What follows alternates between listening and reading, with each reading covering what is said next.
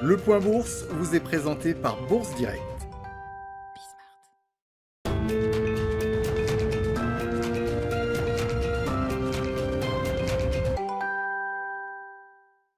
Tendance toujours dans le vert à la mi-journée à la Bourse de Paris. Les investisseurs parisiens ont choisi de se concentrer sur les bonnes nouvelles pour cette dernière séance hebdomadaire. Les indices PMI qui font état d'un recul de l'activité n'ont pas trop inquiété les investisseurs dans les échanges de la matinée. L'indice PMI composite qui ressort à 47,3 points en octobre contre 48,5 points en septembre en France, pénalisé notamment par le secteur des services qui perd 1 point tandis que le PMI manufacturier baisse très légèrement sur le mois d'octobre. Les craintes qui dictent la tendance sur les marchés depuis ces derniers jours sont elles aussi reléguées au second plan alors que deux nouvelles entreprises publient aujourd'hui leurs résultats trimestriels. Aux États-Unis tout d'abord, si les démocrates continuent à brandir leur optimisme vis-à-vis d'un accord sur le plan de relance budgétaire, les sénateurs républicains sont plus mitigés sur le sujet. Un accord avant la présidentielle semble compromis à ce stade, présidentielle qui a d'ailleurs vu son dernier débat télévisé se tenir hier soir. Un débat sans surprise et plus calme que le premier malgré quelques attaques personnelles. Chaque candidat a défendu des positions diamétralement opposées, notamment sur la question de la gestion de la crise du coronavirus. La progression du virus en Europe et aux États-Unis qui reste évidemment dans les esprits des investisseurs alors que l'Espagne ou l'Allemagne voient le nombre de contaminations porté à un niveau inédit. Du côté des valeurs à présent à la Bourse de Paris, L'Oréal publie un chiffre d'affaires en croissance de 1,6% au troisième trimestre, une activité portée par l'ensemble de ses divisions sauf le luxe, encore lourdement pénalisé par la fermeture des aéroports.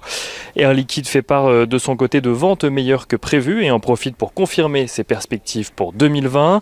Renault voit de son côté son chiffre d'affaires baisser de 8,2% au troisième trimestre. Le recul est cependant plus limité que prévu grâce notamment à la très forte croissance des ventes de sa voiture électrique Zoé. Kering présente des ventes meilleures que prévues également sur le troisième trimestre pour l'ensemble de ses marques à l'exception de Gucci, sa marque phare qui continue à être pénalisée par les conséquences de la crise sanitaire. Kering qui présente donc un chiffre d'affaires de 3,7 milliards d'euros, limitant ainsi ses pertes grâce notamment au marché asiatique.